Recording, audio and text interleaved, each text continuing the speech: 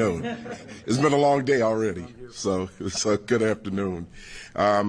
First off, I'd just like to introduce everybody who's standing up here, starting with Mayor Brandon Johnson, our Deputy Mayor of Community Safety, Gary Gatewood, our Chief of Patrol, John Hine, Chief of Detectives, Antoinette City, Chief of the Bureau of Counterterrorism, Dwayne DeVries, Chief of Constitutional Policing and Reform, Angel Navales, the Chief of the Bureau of Internal Affairs, Yolanda Talley, and Director of Community Policing, Glenn Brooks.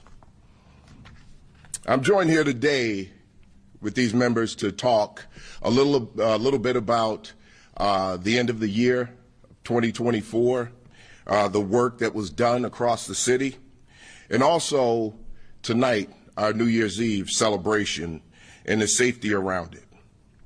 I'd like to also start by thanking everyone around the city, including the media, with the support around the families and the officers that we lost in the line of duty this year, starting with Officer Luis Huesca, Officer James Crowley, and lastly, but not least, Officer Enrique Martinez, who we lost to gunfire.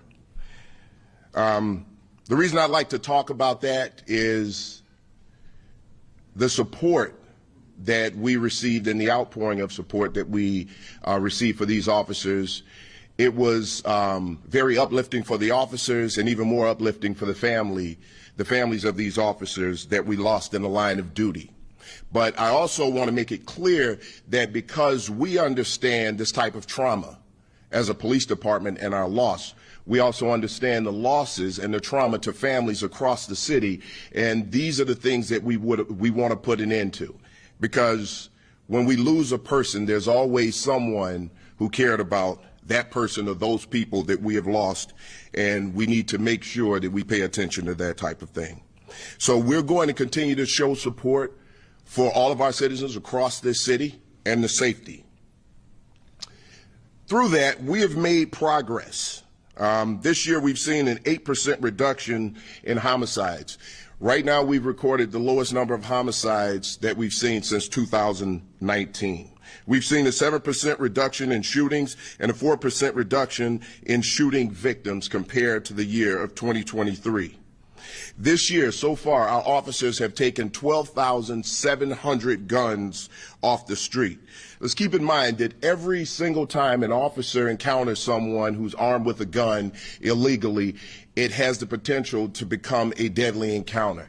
And it shows you with the reductions of these types of shootings that our officers are out there working professionally to get guns off the street to make sure that everyone is safe. There's a lot of hard, dangerous work that goes into that, and our officers make us proud every single day as they do this type of work. While this is progress, we still have work to do. We still have to go out and make sure that everyone feels safe across this city, no matter what neighborhood you're in. Every single citizen of the city of Chicago deserves that. And that's what we're here for, to fight for their safety. Too many in our city are exposed to violence, and our focus is to support the survivors of violence and the families of those who have been lost to violence.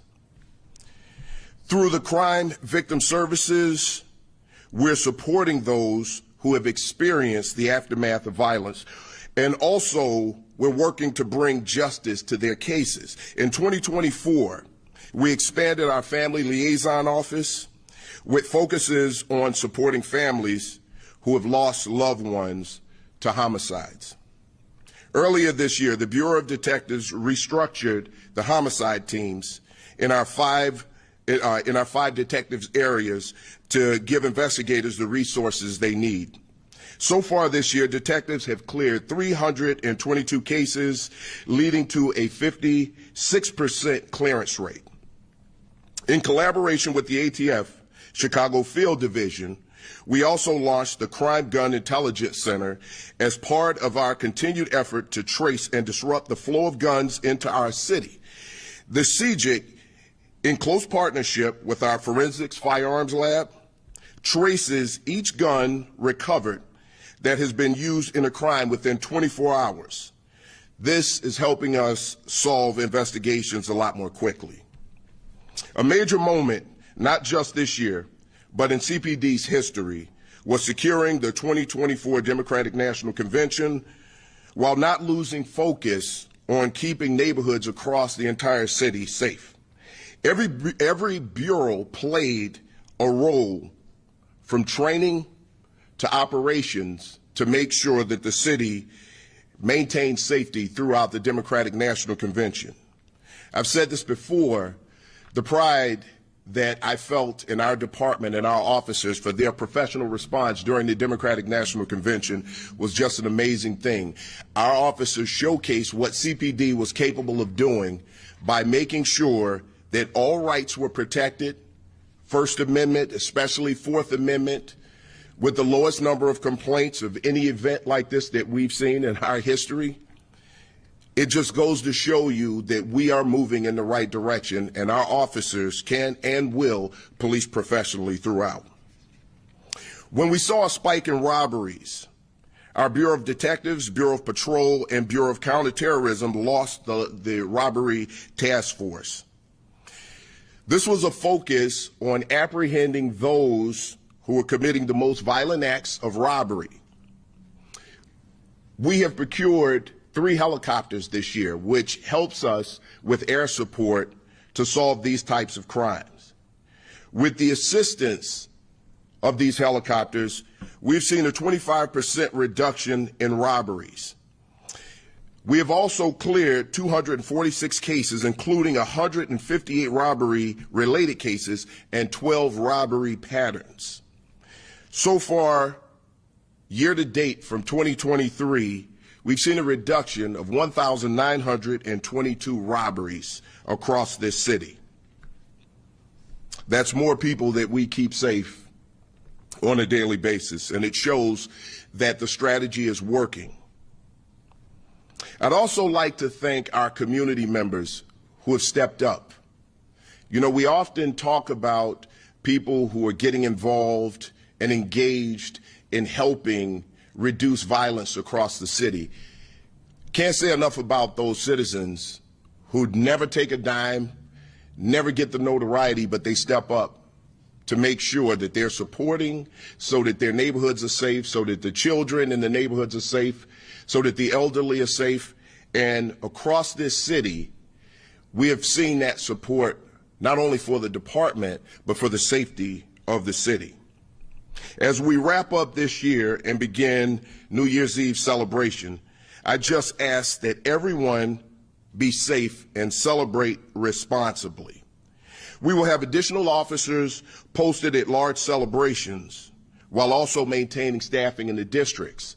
So we will not be depleting districts to make sure that we cover other areas. We've done that just like we did through the DNC, planning ahead and making sure that we have additional resources to make sure that everyone across the city during this celebration can be safe and kept safe. If you're consuming alcohol while you're celebrating, please make sure that you have a designated driver or use public transportation. Keep in mind, just as a reminder, the CTA after 10 p.m., between 10 p.m. and 4 a.m. will be offering free rides. This will help us to keep down things like DUIs or people who are hurt during drug driving incidents. So the safety of everyone here is of the utmost importance. Every year, we also see shots being fired into the air. This is a careless act. Not only are these celebratory shots fired illegal, but they're also dangerous. These things could lead to our citizens and innocent bystanders being injured or even killed. We want to make sure that everyone is safe. If our officers are going to shots fired calls and they're just celebratory shots fired, this also takes our officers away from those more pressing jobs that they need to get to right away.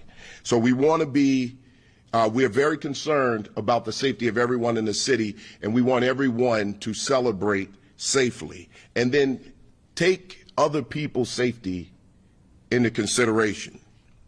If you see something, say something. If you see something suspicious going on, please call 911. If you believe a crime is being committed or is about to be committed, please call 911. We will be ready to respond. I'd like to wish everyone here and across the city a very happy and safe new year. Let's all make sure that we celebrate responsibly and keep everyone across the city safe. And with that, I'd like to introduce Mayor Brandon Johnson to come up and take the podium. Thank you, Superintendent, and good afternoon, everyone. To the people of Chicago, Happy New Year. Looking forward to a vibrant and better, stronger, safer Chicago in 2025. As reflected by the numbers shared by Superintendent Snelling, I am incredibly pleased that we are closing the 2024 year to date with reductions in murders, shootings, shooting victims, compared to 2023, and the lowest numbers we've experienced in a decade. We will continue to invest in every single neighborhood. We will also continue to invest in individuals who have been victims of violent crimes. We will continue to support those families who have been impacted by violence. This city, of course, that we all love, there are still too many people who are being harmed by gun violence.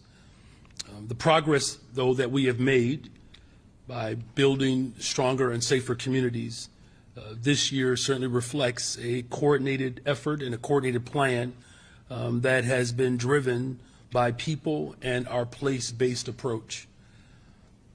I'm grateful for the superintendent and his entire team, his leadership, and the tireless efforts of the Chicago Police Department, the rank and file officers who are on the front lines, who are working to solve crimes and to deliver justice. So on behalf of the people of Chicago, we thank the Chicago Police Department. Additionally, this year's reductions, though, were the result of activating what I've called often the full force of government. In order to keep our communities safe, we have to have a holistic approach, particularly in areas that have been long neglected. Chicago Fire Department, OEMC, Department of Buildings, Department of Streets and Sanitation, and so many others who have shown that it is possible for the full force of government to keep us all safe on a daily basis. I'm especially proud of the Office of Community Safety, which is led by my Deputy Mayor Gary Gatewood, and the strong partnerships that he has built across city departments and sister agencies to empower all of our leaders to lean into fostering community safety with Chicago Police Department. His work is invaluable and instrumental to our city's continued progress because it will continue to take all of us to build the type of communities that all of our families can be proud of. An example of this is when our agencies showed up, the full force of government this summer, during our Take Back the Block space activations. We did this on Fridays from July through September.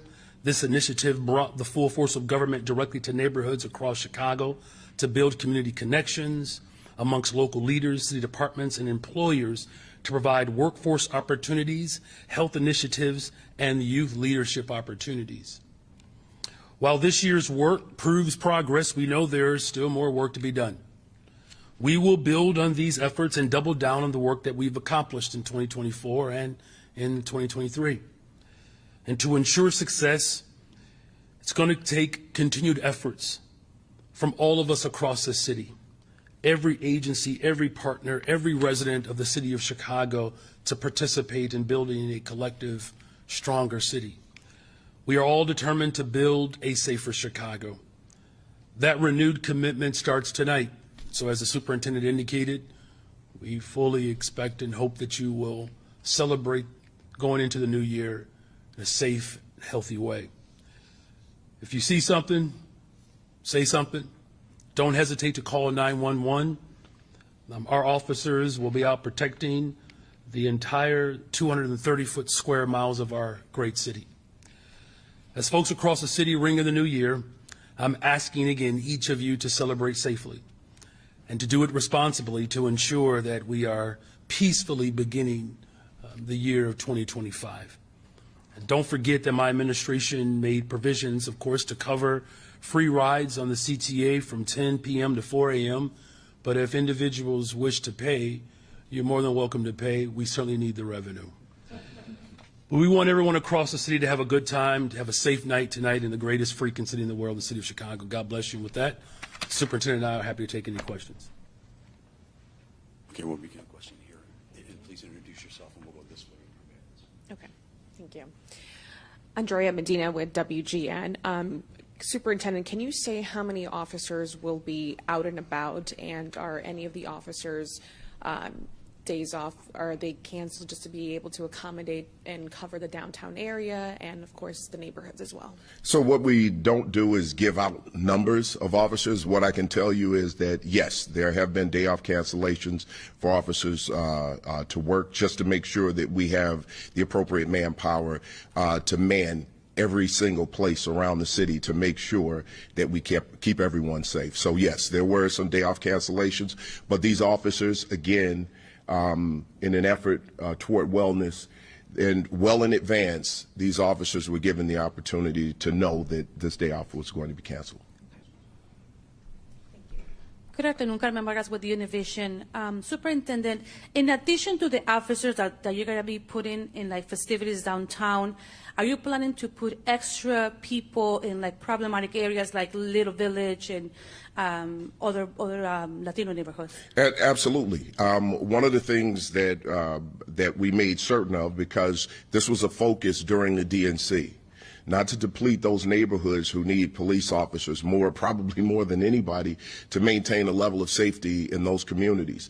We made sure that across the city that we didn't remove some of our most hardworking officers out of those districts to put them downtown.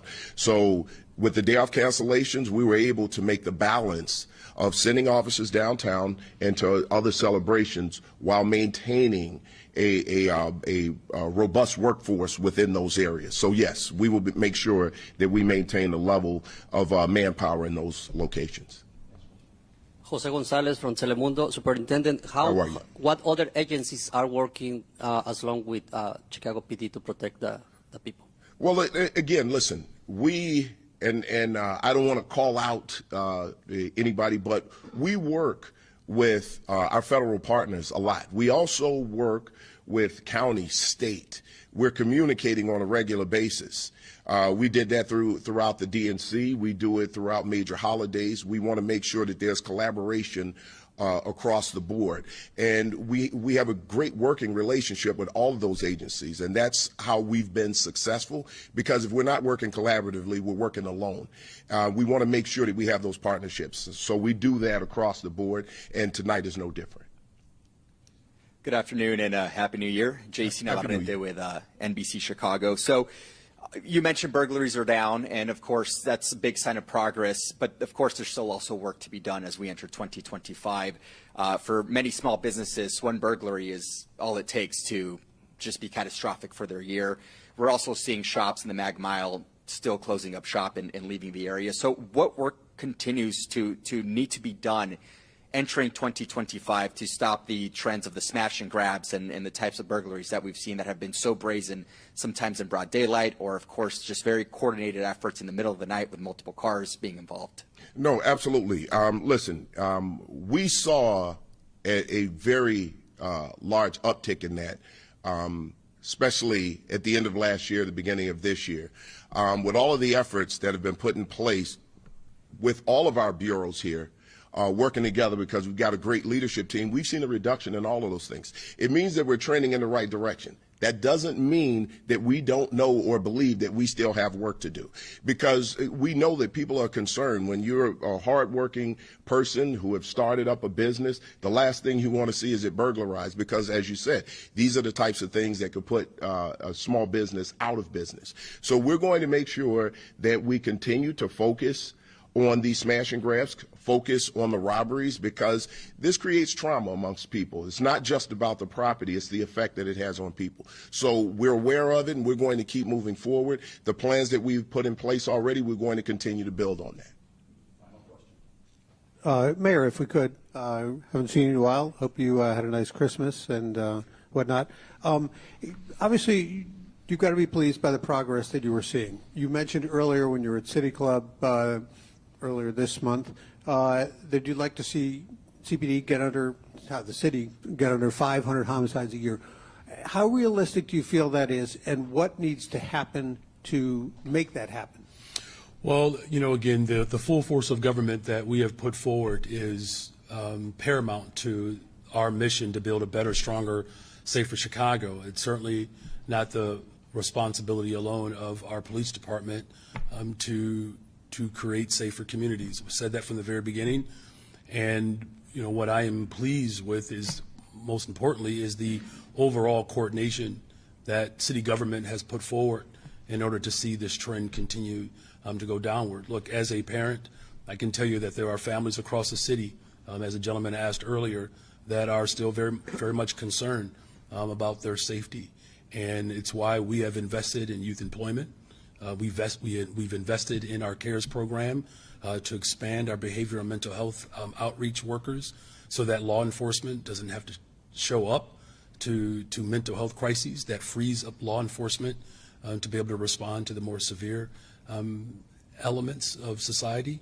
But it also really it's a testament to our outreach workers who are showing up every single day. The business community has leaned in, has provided support, committed to raising $100 million for this effort. This is not something that anyone should go in alone. The city of Chicago, we've been through a great deal of challenges over the course of decades, and disinvestment, of course, has been the prevailing form of governance. And so we have turned a corner in that regard. So I think ultimately what has to happen is that we have to double down on our efforts to ensure that the full force of government shows up in every aspect of our city's lives. And so that's, again, creating job opportunities, making sure that our behavior and mental health services are expanded. We are grateful of the helicopters, the 200 detectives, as what has been reported. We're clearing cases faster. These are all elements that I promised that I would bring into government. And so that type of support that the police department has provided provides, one of the ways in which you can disincentivize crime is not just creating more job opportunities, but you got to solve them as well. And so that full package, that holistic approach that has been, people have been intimidated to embrace that. As a father, as a loving father, raising my children on the west side of Chicago, I can tell you we're going to continue to work every single day to ensure that that number continues to trend downward. If I can steal Sam Charles's question because he didn't want one. Superintendent, if we can use a football analogy, because we're all thinking about football if you like it. Obviously, this was sort of like a debrief on the years so far. But as you look ahead to next year, I mean, are you mapping out strategies to help continue to drive this down? And are there new things on the horizon that you're hoping to try or that you're sort of having the works planning to keep this trend going? Always. If you want to use a football analogy, we don't Monday morning quarterback. We look at game time film. So everything that we're doing is based on what we've observed. If we looked at something that didn't work quite so well, we're looking at a way to do those things better. Those things that we've done and they've worked out well, we're looking at a way to improve upon those things and then build on them. You can't go into a new year with simply old ideas. We have to have new ideas. We have to have a focus on what it is that we're trying to reduce. And if we're trying to reduce violent crime, the most important thing here is to get to the bottom of it, resolve it, hold those accountable who are committing those violent acts, break down crime patterns. And when we can do that, we start to see a reduction in crimes. We saw it with robberies. Putting that strategy together, you think about that, almost 2,000 less robberies than we saw last year at this time. That's 2,000 people who have not been traumatized by having a gun pointed in their faces and their belongings taken, and in some cases even physically abused. And we know that sometimes robberies go bad and can turn into shootings and homicides. So we're going to continue to build on those things that we know have been successful. And let me just say one other thing.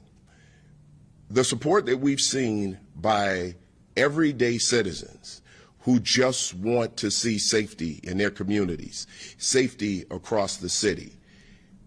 They get nothing for doing that, and they have stepped up to make sure that they've shown support. We've gotten more calls, more cooperation from communities, and that's a result of the work that's being done by the leadership team in creating that trust with communities. We still have to build there too, so we're going to continue to work in that direction. All right. Thank you very much.